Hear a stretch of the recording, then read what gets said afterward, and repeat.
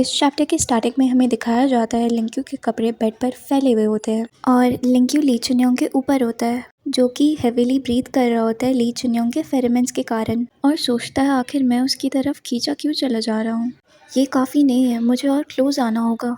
और ली चुन्योंग के नेक को लिक करता है और सोचता है और क्लोज, मुझे और चाहिए, और उसके नेक पर बाइट करता है। ली चुन्योंग ये देखकर शॉक होता है बट वो ये सब कुछ एंजॉय कर रहा होता है। तभी वो लिंक्यू का फेस अपनी तरफ करता है और उसे रफली किस करने लगता है।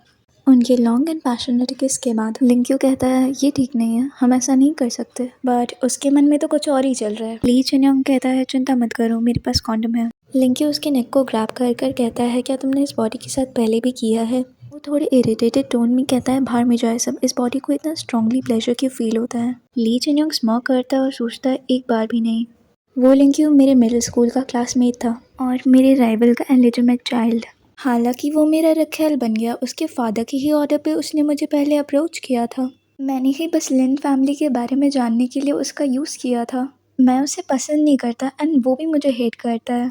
वो मुझे अपने आसपास भी देखना नहीं चाहता है। मुझे नहीं लगता कि उसने पहले भी किसी के साथ किया है। अगर ऐसा होता तो उसके फेरोमोन्स का स्मेल अभी डिफरेंट होता और इससे फ़र्क नहीं पड़ता कि वो अपने राइट माइंड में है या नहीं। अगर मैं इस सिचुएशन का फ़ायदा उठाऊँ और माफ करूँ उसे।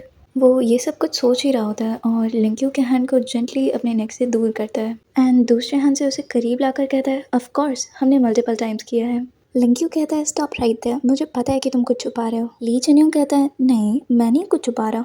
लिंक्यू सोचता है मैं उसकी तरफ टोटली खींचा चला जा रहा हूँ। वो ली चुन्योंग को कहता है ये मेरी लास्ट वार्निंग है, इफ तुम में अभी भी हिम्मत है सीक्रेट्स रखने की तो मेरे से बुरा कोई नहीं होने वाला। ली चुन्योंग ये सुनकर स्माइल करता है, लिंक्यू के नेक पर बाइट करता है। लिंक्यू के लिए ये सब कुछ फर्स्ट टाइम होता है तो वो बहुत वियर्ड फील कर रहा होता है। ली चुन्योंग सोचता है तो ऐसा फील होता है किसी को मार्क करना। उसकी खुशी ज़्यादा देर तक नहीं टिकती क्योंकि लिंक्यू अपनी पूरी स्ट्रेंथ के साथ उसे किक करता है और गुस्से में कहता है मेरे से दूर हटो। ली चुन्योंग सोचता है आखिर उसके पास इतना स्ट्रेंथ कहाँ से आया और कहता है क्या तुमने मुझसे हेल्प नहीं मांगा था?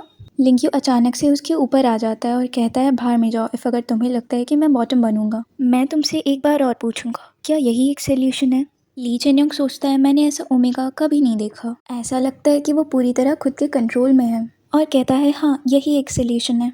लिंक्यू उसके ऊपर बैठकर कहता है तो फिर लिख करो।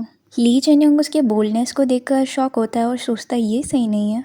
ओमेगास अल्फास के सामने झुक जाते हैं। उनका बॉडी छोटा होता है और उन्हें इजीली कंट्रोल किया जा सकता है और अल्फास के फेरोमोन्स के स्मेल से ही वो लोग वेट हो जाते हैं। वो लिंक्यू उदास रहता था, बिल्कुल बेचारा, जैसे पुराने दीवारों पर ग्रो होने वाले काई की तरह। वो उसके पैंट्स नीचे करते हुए सोचता है लेकिन ये लिंक्यू अलग है, वो बाकी ओमेगा जैसा नहीं है। वो अपना हेड नीचे करता है एंड लिंक्यू के उसको सा करने लगता है। लिंक्यू तो शायद किसी और ही डायमेंशन में चला जा चुका है।